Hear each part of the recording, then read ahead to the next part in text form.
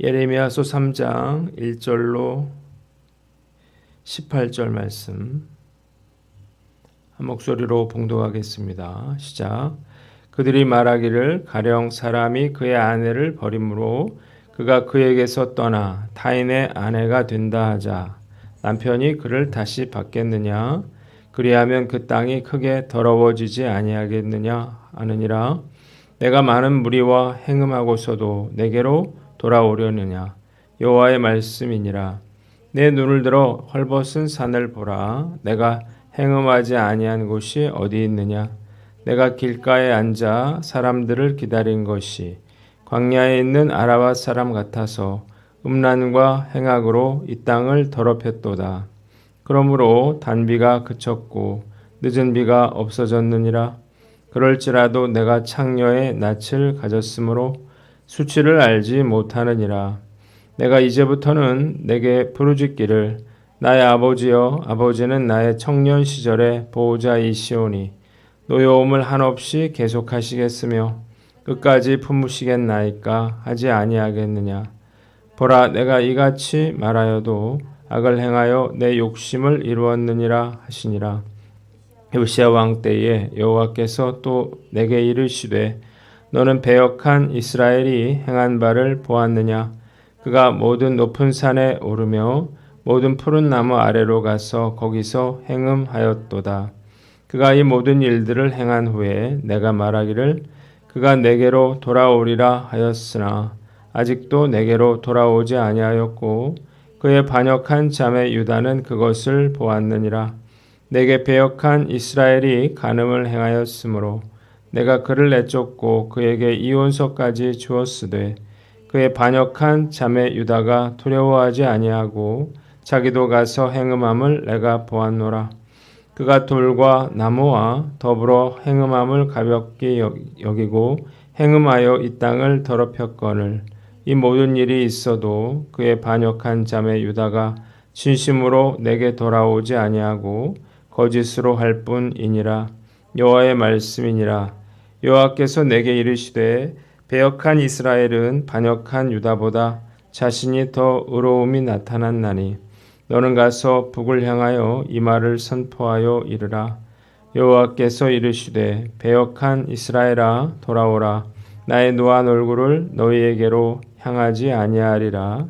나는 긍휼이 있는 자라. 너를 한없이 품지 아니하느니라. 여호와의 말씀이니라. 너는 오직 내 죄를 자복하라.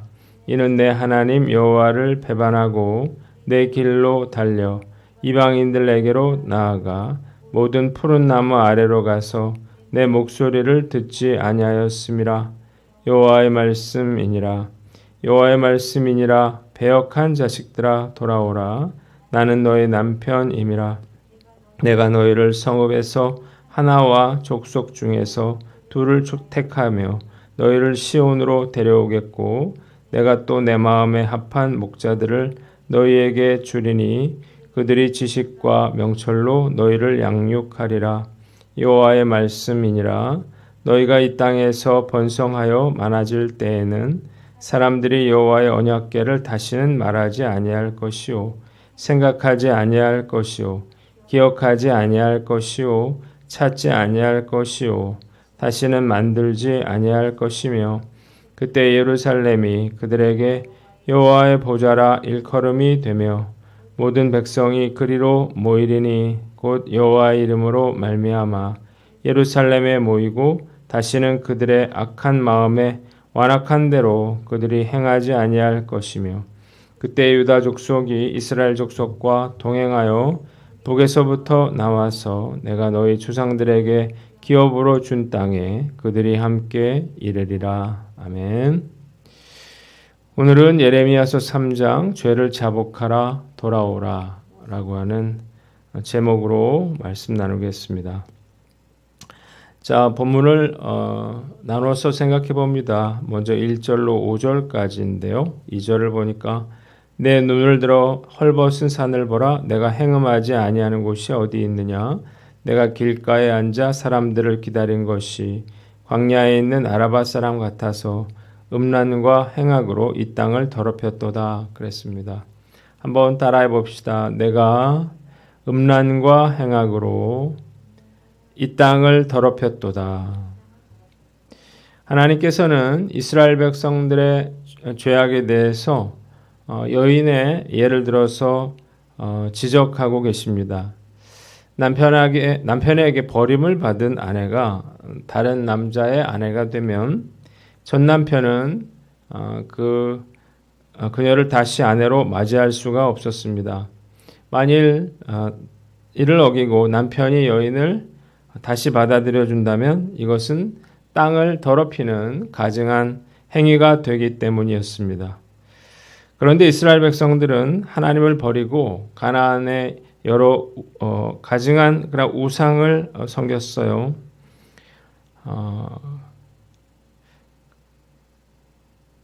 그런데 이른 비가 그치고 늦은 비가 사라지자 그제서야 하나님께로 돌아오고자 했습니다. 또한 수치를 알지 못하는 창녀와 같이 온갖 악을 행하면서도 하나님을 아버지라 부르면서 아버지는 나의 청년 시절의 보호자이오니 노여움을 한없이 계속하게 하시겠으며 끝까지 품으시겠나이까 이렇게 부르짖었다고 했습니다. 한번 따라해 봅시다. 하나님의 사랑을 이용하려 하지 말라. 이스라엘 백성들이 죄를 지으면서도 위기 상황에 처하게 되자 이토록 뻔뻔스럽게 하나님께 돌아오겠다, 또 하나님이 나의 보호자다, 이렇게 하나님의 도우심을 구할 수 있었던 이유가 무엇인가? 하나님의 사랑과 은혜가 무한하시기 때문에 그들이 범죄하여 징계를 받을 때라도 하나님께 도움을 구하면 하나님께서 들으시고 구원해 주실 거라 이렇게 생각했기 때문이에요. 우리 생각에 이게 말도 안 되는 이야기 아니야? 이런 생각을 할 수가 있는데 이게 바로 우리의 모습인 것입니다. 우리가 자녀들을 보면 이 상황을 아주 쉽게 이해할 수가 있습니다. 자식들은 수도 없이 부모 말을 거역해요. 그리고 불순종하면서도 언제 그런 일이 있었냐는 듯이 필요할 때 부모를 찾죠. 그리고 당연한 듯이 도움을 구합니다. 자녀가 이렇게 행동하는 이유가 무엇인가요? 본능적으로 자식에 대한 그 부모의 사랑을 잘 알고 있기 때문이죠. 그래서 그 부모의 사랑을 이용하는 것입니다. 이런 일이 가능한 이유는 전적으로 부모가 자식을 더 사랑하기 때문이죠. 그러니까 부당하지만 억울하지만 부모가 또 사랑하고 용서하게 되는 거죠. 자, 우리도 마찬가지예요. 하나님께 우리가 불순종하면서 밥 먹듯이 불순종하면서도 아쉬울 때만 당연하다듯이 그렇게 하나님의 도움을 구하는 거죠. 그것은 또 하나님이 용서해 줄 거라고 우리가 생각하기 때문인데 말씀을 보니까 되게 기가 막히지 않습니까? 이런 행위가. 우리가 이게 당연한 게 아니구나. 하나님 입장에서 보면 너무 화가 날 일이고 정말 억울한 일이 아닌가 생각이 듭니다. 오늘 난 어떤가 한번 살펴보고 우리가 조금이라도 하나님의 마음을 안다면 우리가 이렇게 행동해서는 안 되겠죠. 하나님의 사랑과 긍휼과 오래 참으심을 우리가 악용하지 않는 저와 여러분들 되기를 바랍니다. 두 번째는 고난당할 때 돌아보라는 것입니다. 한번 따라해 봅시다. 고난당할 때 돌아보라. 하나님은 그러므로 이른 비가 그쳤고 늦은 비가 이제 없어졌어요. 그러니까 이제 이스라엘 백성들이 하나님께 그제서야 하나님을 찾고 하나님의 도우심을 구했는데 이른 비는 팔레스틴에서 파종하는 시기인 10월과 11월에 내리는 비를 말합니다. 그리고 늦은 비는 곡식이 한창 여물 때인 3, 4월에 내리는 비를 말해요. 따라서 단비와 늦은 비는 이스라엘의 농사에 있어서 절대적으로 필요한 것이었습니다. 이스라엘 백성들이 죄악을 행하다가 이제 돌이키게 된 이유가 무엇인가요? 이 이른 비와 늦은 비가 그쳤기 때문이에요. 자, 비가 내리지 않으니까 이 사막 기후에서 농사가 되지 않잖아요. 먹을 게 없어졌어요. 그러니까 비로소 그들은 하나님을 찾게 됩니다. 자, 우리가 생각해 보죠. 하나님께서 공급을 끊으실 때가 있습니다. 그러니까 이유가 뭘까요?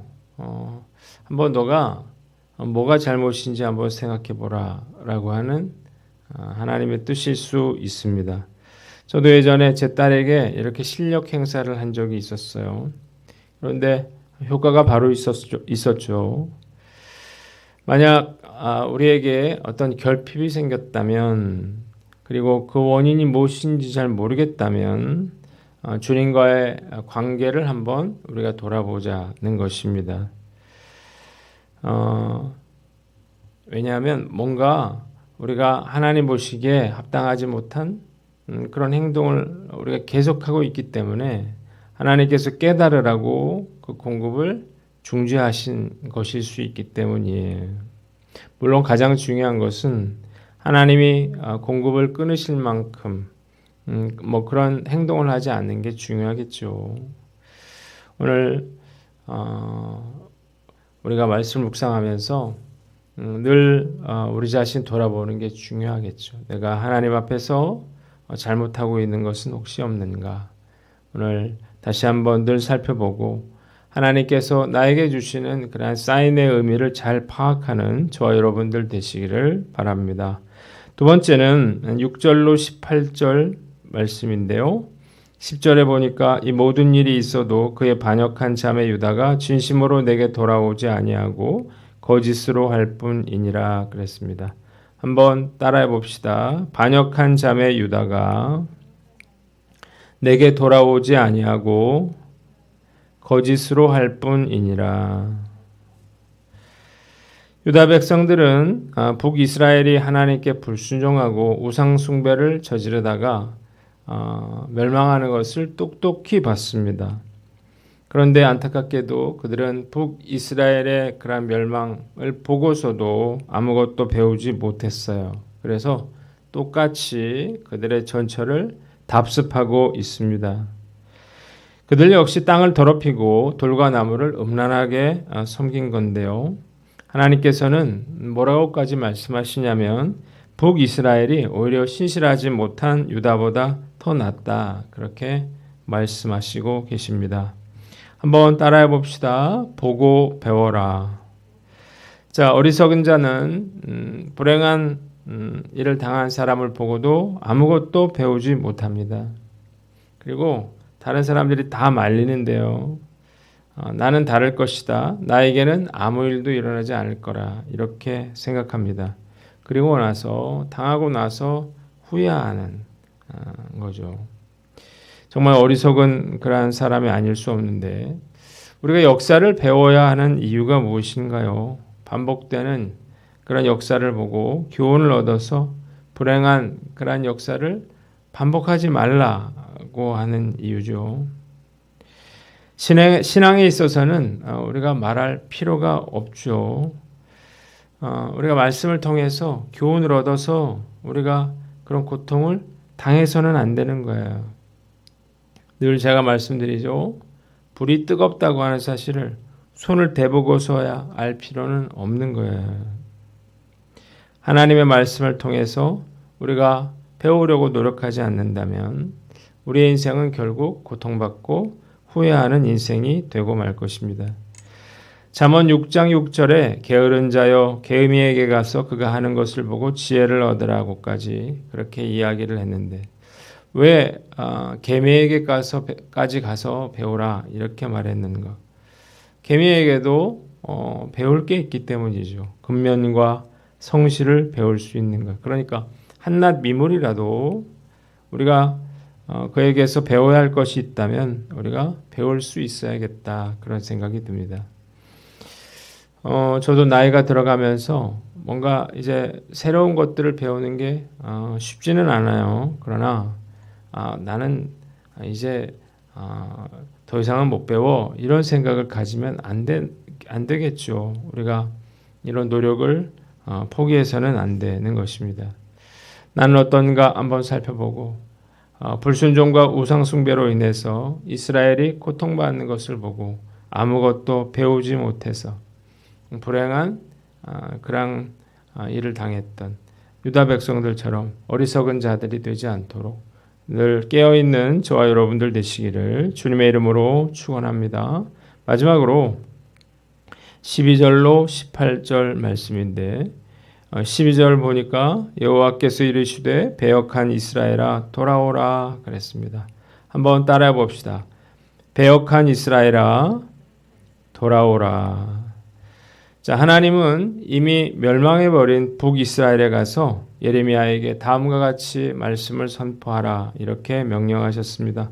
12절 첫 번째 용서해 주시겠다는 것입니다.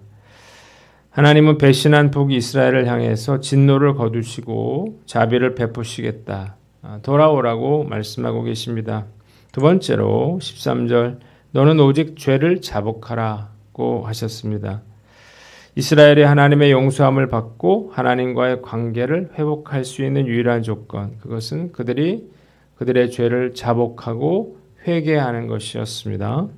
세 번째, 성읍마다 가문마다 사람들을 데려와서 또 목자들을 세워서 양육하겠다라고 하는 거예요. 14절로 15절인데 하나님은 배신한 그들을 데려와서 회복의 은혜를 베푸시고 신실한 목자들을 통해서 그들을 하나님의 말씀으로 양육하실 것이었습니다.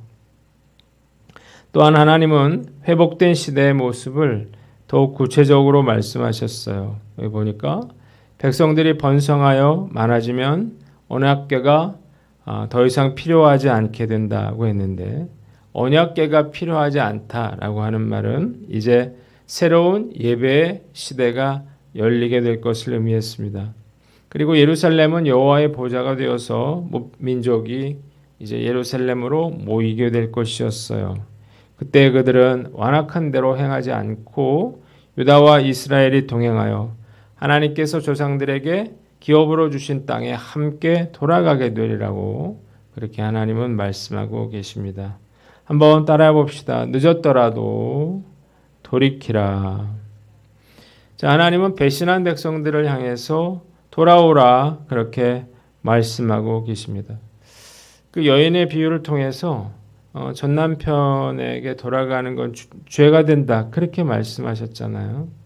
그럼에도 불구하고 전 남편에 해당한 하나님께서 이스라엘 백성들에게 그래도 내게 돌아오라고 말씀하고 계십니다. 이유가 뭐예요?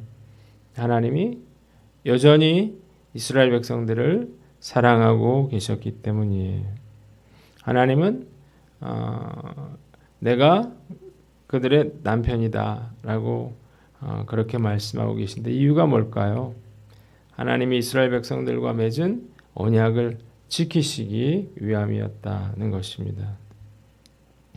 말씀 묵상하면서 자신을 버리고 그 우상들에게 가서 음행하듯 우상을 섬겼던 이스라엘 백성들을 또다시 받아주시는 그 하나님의 심정은 어떤 것일까 이렇게 생각을 해봤습니다. 여러분, 남편의 외도보다 아내의 외도가 훨씬 더 파괴적이다 그렇게 말을 해요. 대개 남성의 외도는 일회성이거나 가정을 지키는 범위 안에서 일어나지만 여성은 외도 자체에 깊이 빠져버리는 경우가 많기 때문이라 그러죠. 일회성이 아닌 거예요. 진심으로 상대방에게 애정을 느껴서 외도에 이르는 경우가 대부분이기 때문에 그래서 여성 외도의 끝은 가정 파탄으로 이어진다 그런 이야기가 있어요. 그런데 요즘 아내의 외도를 알면서도 모른 척하면서 사는 그러한 뻐꾸기 남편들이 늘고 있다 그래요. 이유가 뭘까요? 그걸 들춰내서 가정이 파탄에 이르는 것을 막기 위함인데 그 불륜을 저지르고 있는 그 아내를 계속해서 데리고 사는 남편의 그 심정은 어떤 것인지 상상이 가지는 않습니다. 자, 우리가 이 마음을 알았다면, 하나님의 이 마음을 알았다면 우리가 어떻게 해야 될까요? 우리가 어떤 죄를 졌든지 상관없이 어떤 징계를 받았든지 상관없이 하나님이 여전히 우리를 사랑하고 계신다면 우리가 해야 될 일은 주저하지 않고 하나님께로 돌아가는 것입니다. 하나님은 나의 모든 실수와 허물을 기억하지 않으십니다. 회개하고 돌이키면 언제라도 받아주시는 분이에요. 그러니까 돌아가기에 너무 늦은 때란 없다는 사실을 알고 우리가 늦었다 하더라도 돌이켜야 하는 것입니다. 우리가 그 하나님의 마음을 조금이나마 이해한다면 그 아픈 하나님의 마음을 우리가 더 아프게 하고 더 슬프게 해서는 안 될 것입니다. 오늘 나는 어떤가 한번 살펴보고 우리가 하나님께 슬픔이 되고 고통이 되는 인생을 살면 안 될 거 아니겠어요? 내가 어떻게 하면 그 하나님의 기쁨이 될 것인가? 어떻게 하면 내가 그 하나님의 자랑이 될 것인가? 오늘 우리가 다시 한번 말씀 앞에서 나 자신 돌아보고 우리가 근심이 아니라 하나님께 기쁨이 되시는 저와 여러분들 되시기를 주님의 이름으로 축원합니다. 기도하겠습니다.